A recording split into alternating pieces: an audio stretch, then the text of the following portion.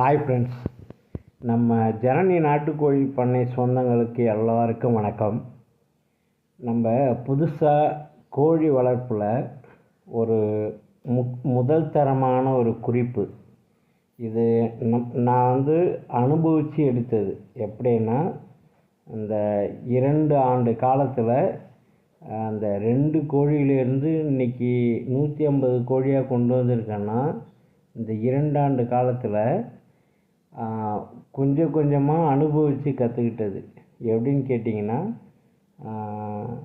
அந்த குஞ்சு பருவமாக இருந்தாலும் சரி, கோழி பருவமாக இருந்தாலும் சரி, அதை என்னென்ன ஸ்டேஜில் எப்படி பண்ணாக்கா அது தாங்காதுன்னு அனுபவித்தது.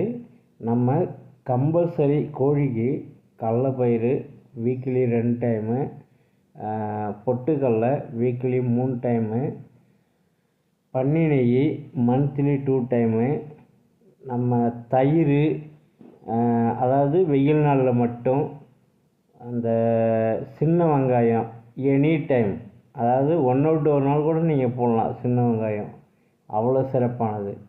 இதை நீங்கள் ஃபாலோ பண்ணிங்கன்னா 2 மாதம் குஞ்சுக்கு அப்புறம் இதை ஃபாலோ பண்ணிங்கன்னா கோழி வரையும் உங்களுக்கு நோயே வராது. 100% கேரண்டி. ஆனால் இதில் இந்த வெயில் நாளில் முக்கியமாக வெந்தயம் பயன்படுத்தணும்.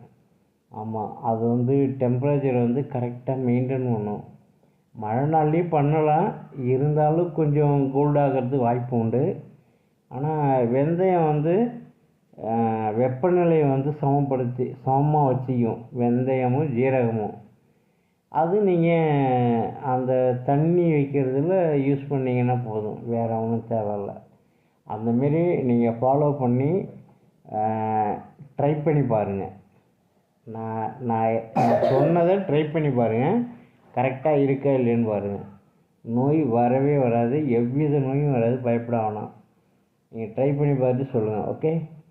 ஓகே, பாய், தேங்க்யூ.